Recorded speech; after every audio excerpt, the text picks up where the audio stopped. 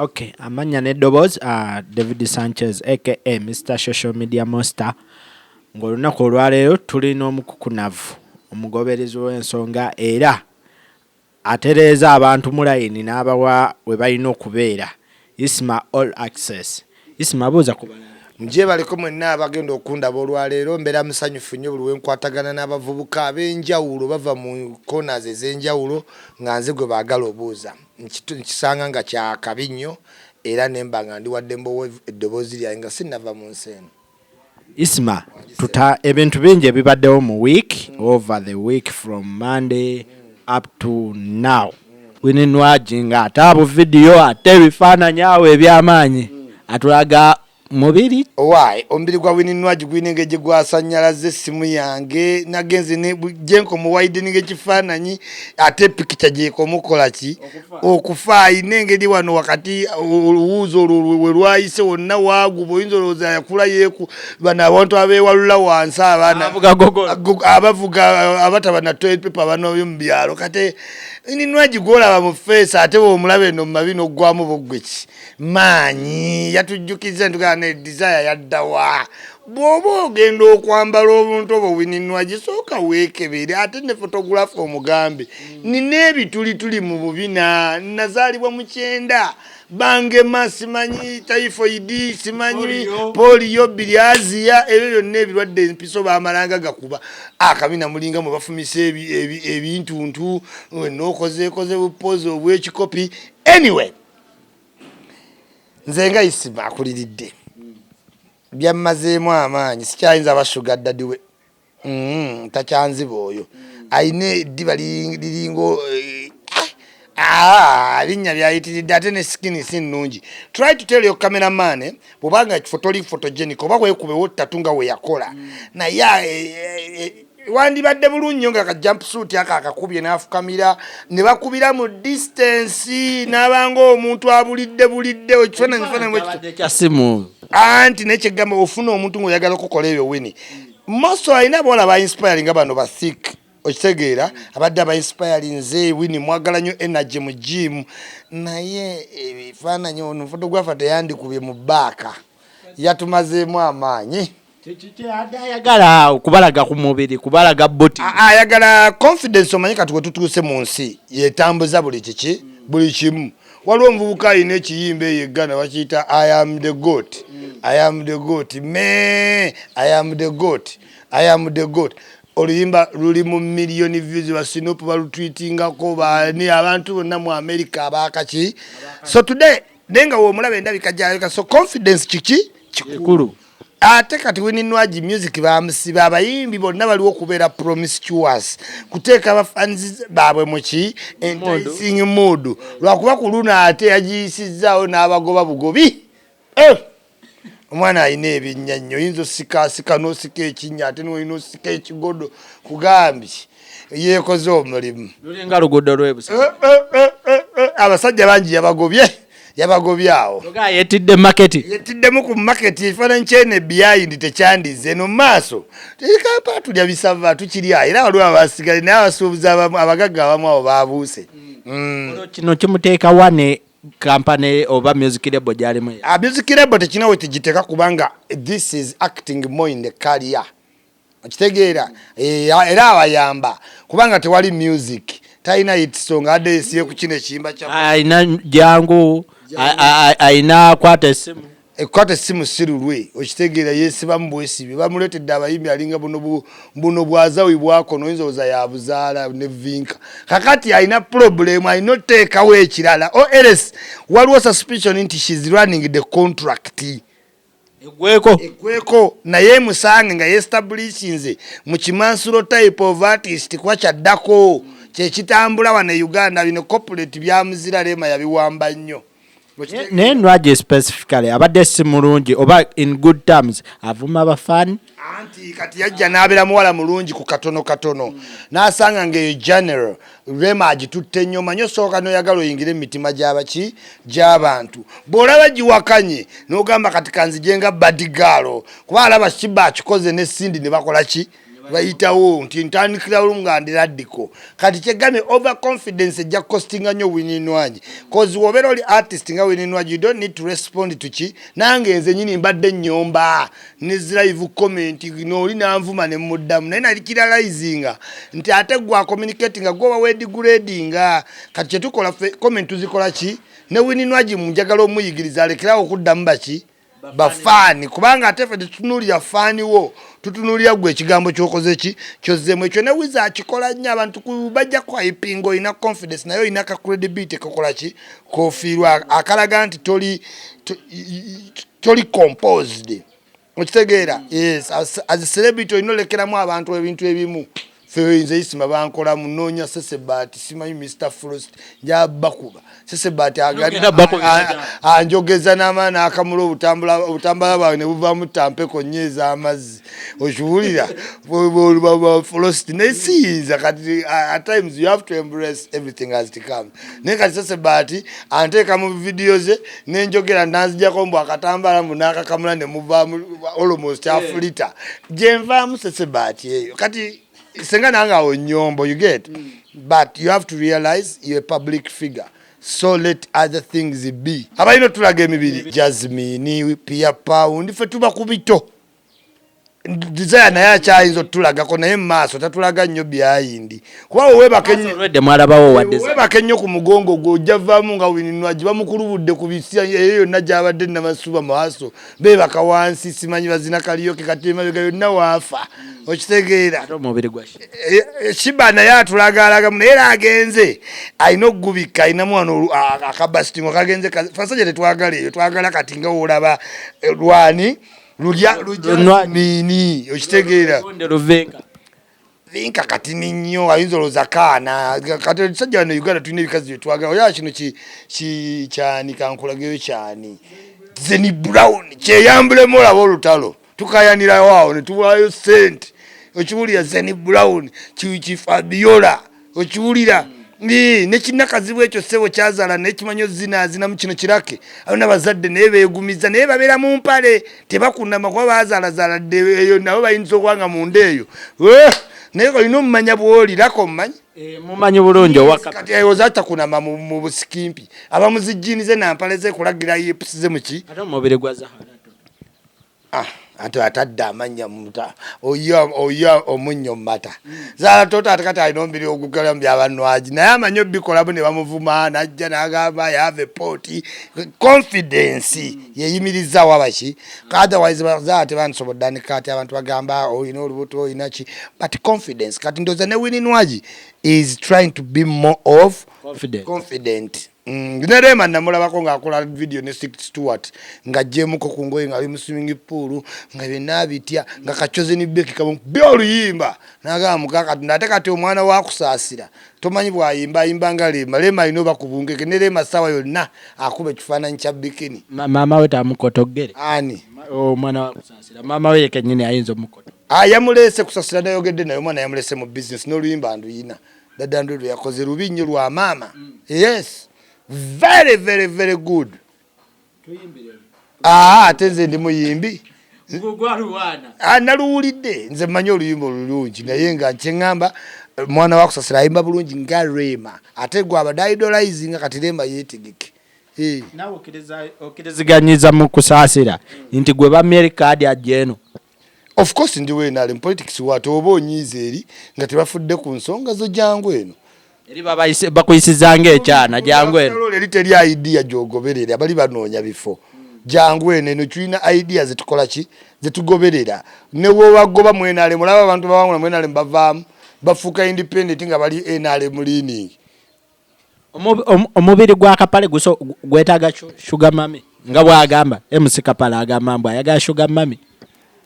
Kapale yayavuwala dda nebya Illuminati ne banabiteeka wajja genda yesimbako mu blogging nalowooza byangu yayogerayo ennaku bbiri omanyi basudiya bamusudiya n'abantu bameka tano afunayo ebitano nga wakajja n'oddamu n'ofuna 10 n'oddamu 7 mu 2 ogerwa nga olina 6 onooyitaawo basimanyi bakabaata bonna bakola ki tojja kubuukira by'otakola ki oba oli comedy ng'awedde otuula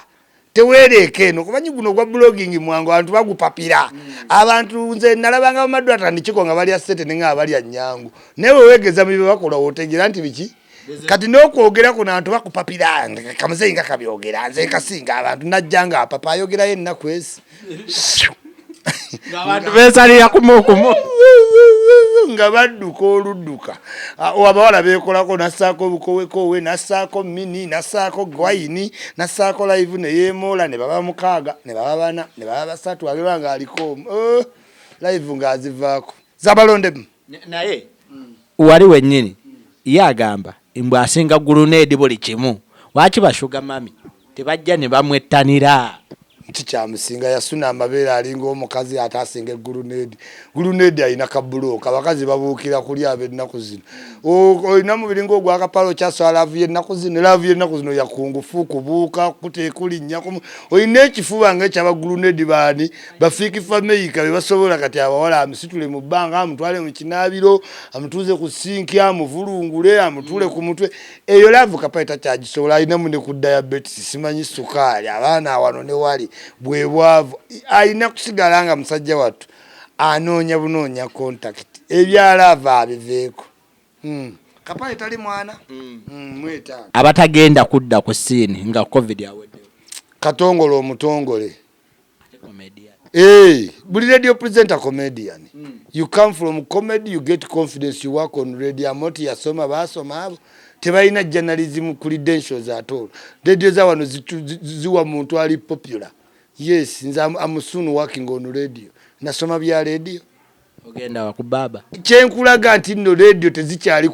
ku CV nze I can work on radio nensinga nalina ki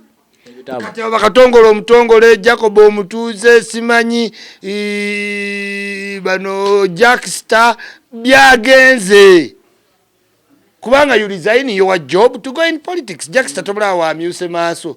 tamanyi kiddako alina okugenda kati akole eno kugundi ku papo pate wababawe waddagalasi ate alina omulimu bulijjo baluganda muganda wa ddaago oyo ye mukulu ye muto agenda kola mugundi mu papo pate tewali mulala option ndala ani omulala yavuddeyo neyereegaleega ani gwagenze lwamiti gwagenze moshi katonda amuyamba ayitemu munaku muzibu omwana munaku nange njagala ayitemu kwabadde yeeyiya n'ava ku Galaxy Spark byagenze waliwo n'abadde akola ne kasuku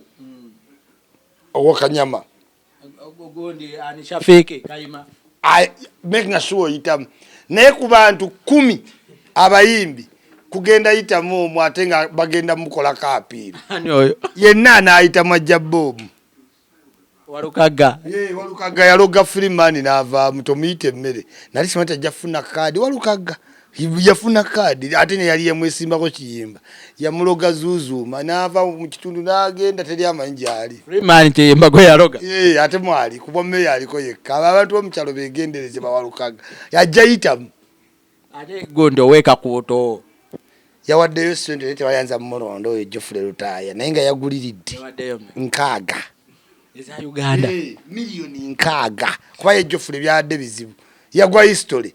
ebyedda ate nga wadda ng'oyo omuyisaamu otya n'ogwa ebyedda ate ng'oli wadda yawaddeyo miliyoni 6 balinamu ku ssente awo oyo mutabani wa Ntake bawulidde munne kyeyaga bamuwadde irale baagala nti apuresinge oli abawe ssente gundi Ameria irale talina gyalaga oli omukazi yakaleeta amasannyalaze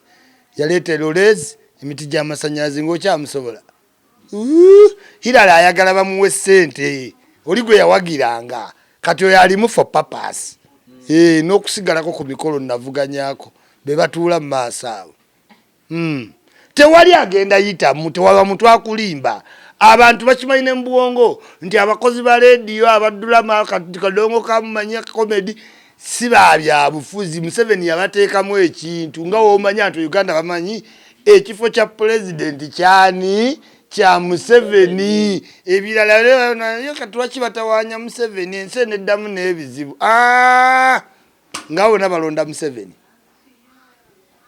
Twabawe gali ya yellow, radio ya yellow, mask ya yellow, ne bwokolayo lale bili essentials zaabwe bajja kujja nazo. Abamu bakuwulira ate nga bawulira ne ku radio ate omukyalo tobamanyi. Ateeka wano radio nga wawulira Arsenal nga wawulira ne campaign naye nga ya yellow. Ate nga yajjidde ku gaali avuddeko wala nga ne gaali ya yellow ne mask ya yellow gwe kubalaale. Bebe Cool alina abayimbi bagenda okuintroducing eri Uganda ne bannayuganda. Naye mbayimbi abo twebuuza Edith K yalagawa ajja anajja myaka emeka barema baze bamuyiseeko. Music watu wali temufunira ku pese munaye ate mu music tya nnyo okujja bugubugu sizala asaliwa simanyi togwa mu bikopo aliwa yagwa ba papa Edith Kajja ki ne Bebe Cool yakula mpola kyova akkiriza mu process jangu mangu abo bonna bolaba simanyi ratata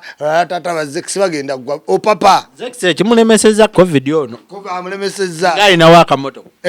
kanti lwe nebyo ebisirani ebikulaga mu maaso mu kali yabazawi buyimba buyisaawo simanyi nakyuka baaliwa bonna buyise mu mukoka covid agenze nazawi tagenda kwata ate abantu badde bakatandika omuyiga kati waliwo ekintu kyolina omumanya mu music. We may get a boom nga mu economics otugiyita boom wembanga mbadde ne dry season y'amaanyi waliwo emutuuka ne mufuna lot of rains kati ne mufuna boom mu economy nga kasooli mungi kakati abaana bali mu studio saawa zino abayimbi bonna balinga abaddayo ku ku level 0 nti kati shooting egendako omulundi ogu kati waliwo abayimbi abagenda obbulira awo basimanyi Biniganta simanyi Jostede simanya bayinza obbula already bali babulanga ne covid kati waliwo mwana agenda okuba omukisa Katonda yagukola waliwo omuyimbi nga eno covid gwe mukisa gwe owawudde ku mimbi gwe bayita Drekali omanyi ebisoka n'ebisembayo omanyi Drekali wa Ikibenda bulungi wa Ikibenda yenyini yegeme ate bagamba ayimbanga omugenzi oba alina folder yenyini kyegambye waliwo kopa waliwo obutakopa naye nga ate omuntu azenga azuukidde wowulira Drekali you will fall in love of his music era wa Ikibenda agenderewo omusawo Muganda yali mu kampi anti ayinza omaliriza nga Diamond Platinum nga buli gwoleeta akusinga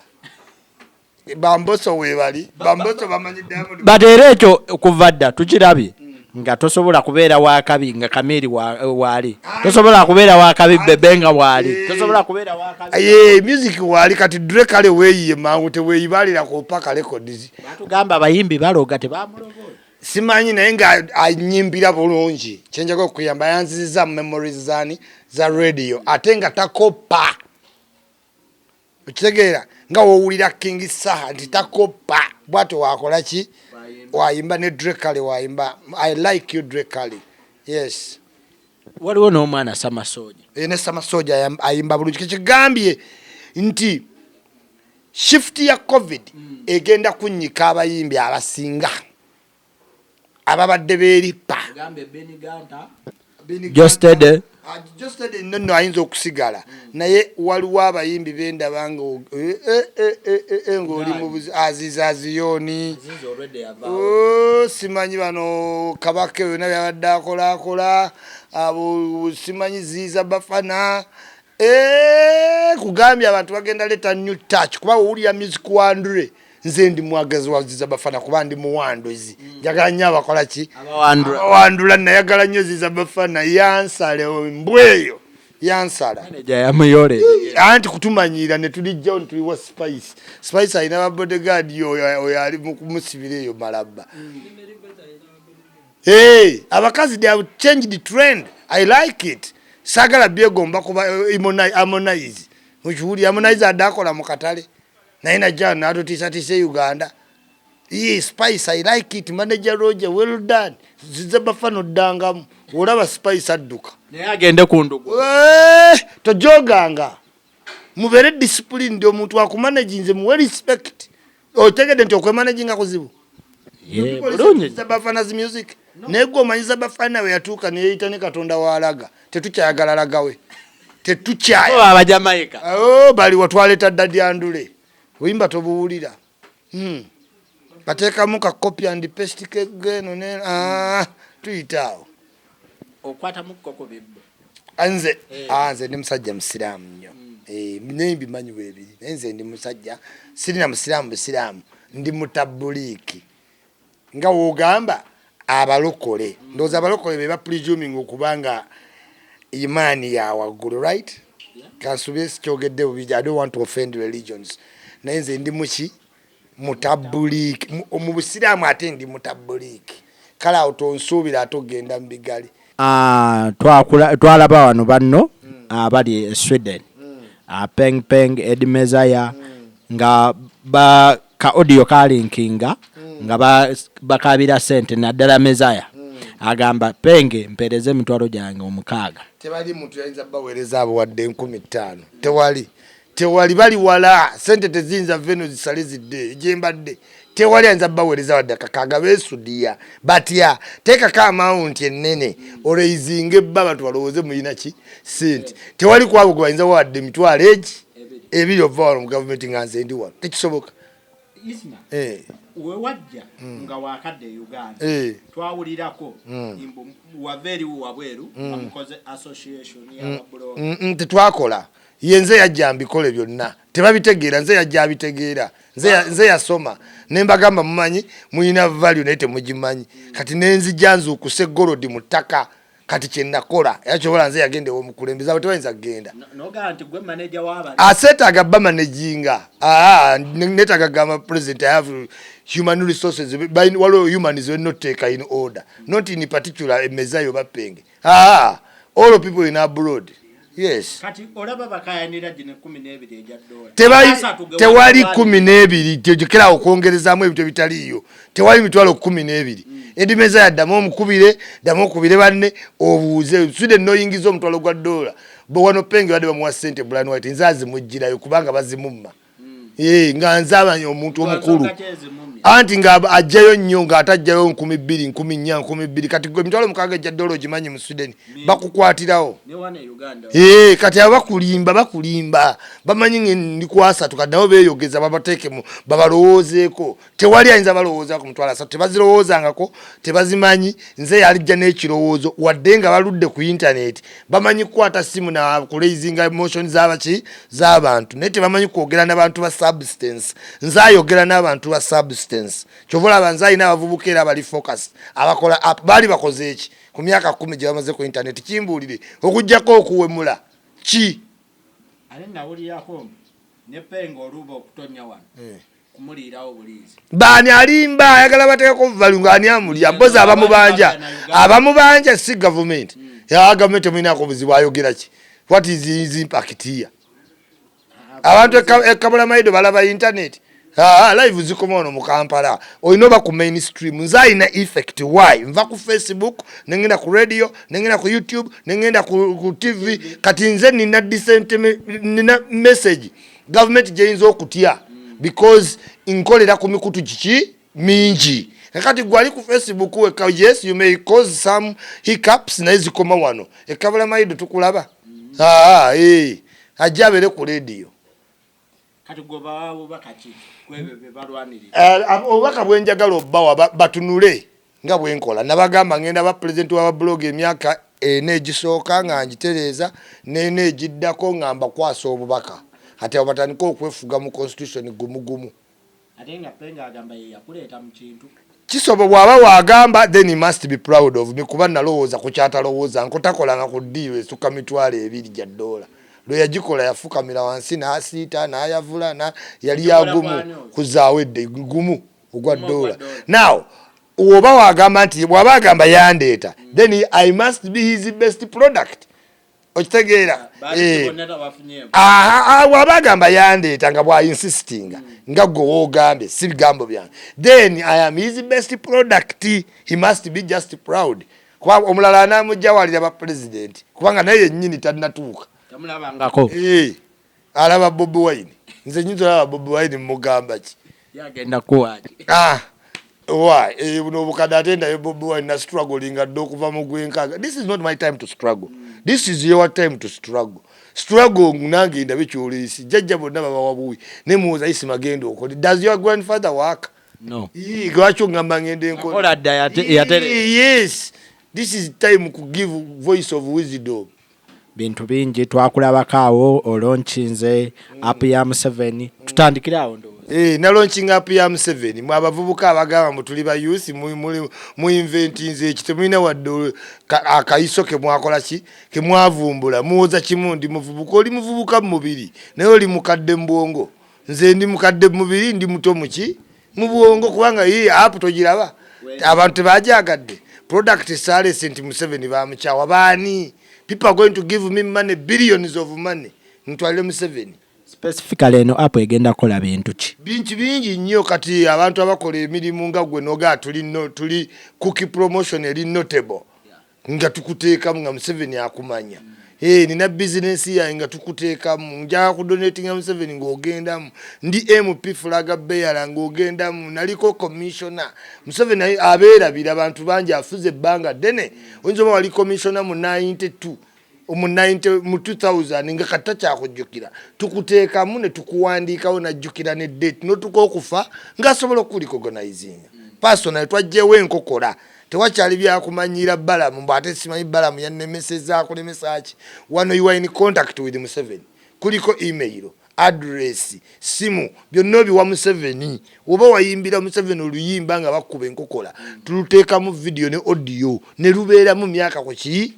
oyagala lawa M7 jokes mweziri oyagala kubeera notable person ina business mwebiri achievement ze nale mweziri mulimu ne shop n'ogula ebintu ebyo nabi walabe ngatezo twazikola mu modern way twakola jumpers zino nga zoyina twakola engato zi Air Force boot biki zonna original yinza no gifuula ki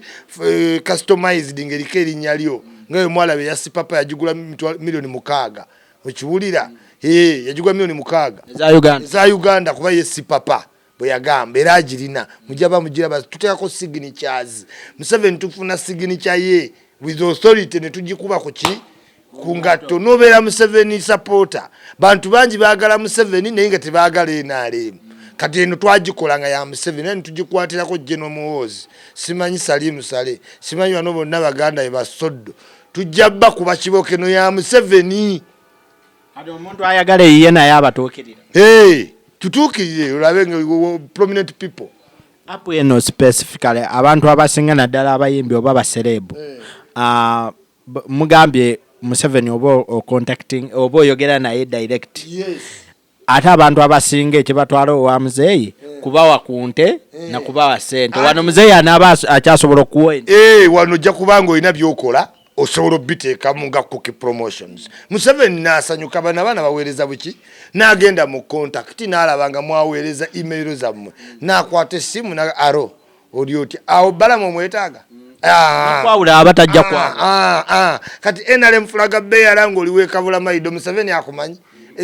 NRM yekumanyi pate naye yenga chairman naye watakola ki takumanyi kati wano ofuna otekawo ka video n'omubuulira neggwe yayiseemu Flaga Bear LC1 LC5 wenna M7 abaakumanyi naye muli eyo muli bangi muwagira nga M7 takola ki n'ofa ne batakutwala na mu parliament ng'oli member wa parliament nga tewali akumanyi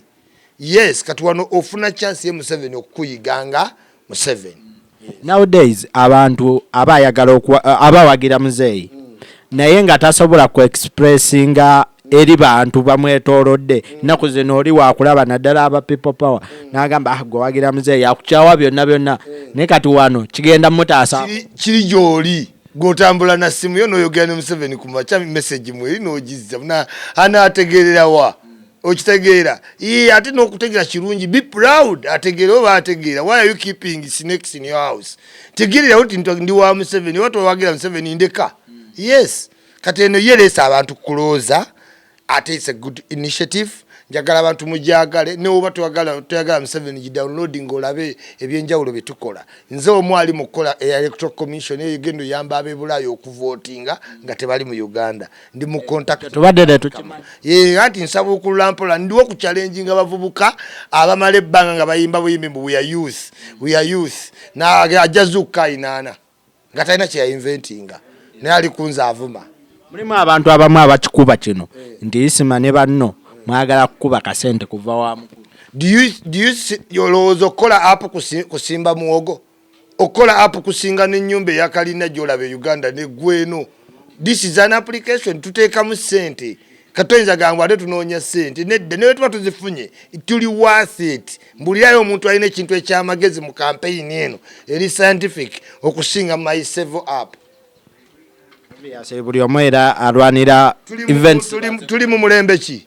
Mulembe Mutebi. Gwe gwaki? Ogw'abavubuka ogwo.com. Kati nkoze bubyo yiya.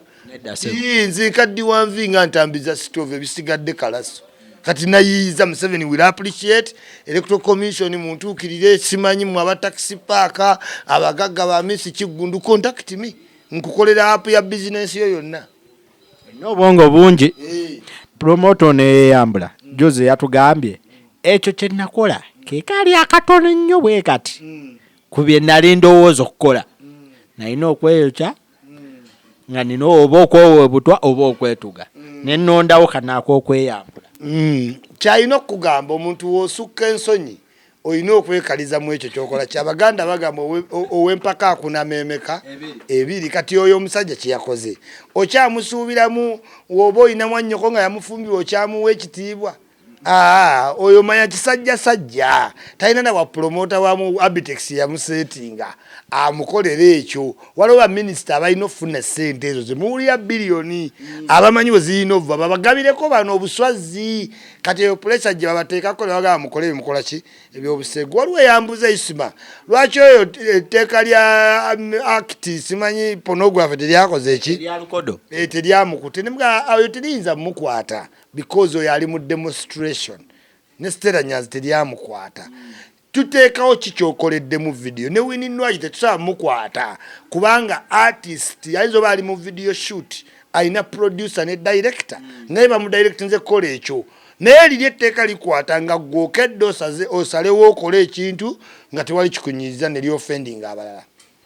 Obubaka bwo obusembayo isi obubaka bwange obusembayo nti nebazanya abavubuka bwe banfunira akadde ne bawuliranga ebigambo byange bya mugaso byonna siri Katonda tonyiigira we mubaamu by'otategedde twala ebyo by'ofunamu by'otafunamu obireke ate olulala we mba leero sikusanyusiza olulala nja kukusanyusa kuba siri mu mutima gwo kwogera ebyo bikola ki bikusanyusa naye ngezaako okubalansinga nentegeera one day one time you will find something important in what I'm saying. Thank you so very much.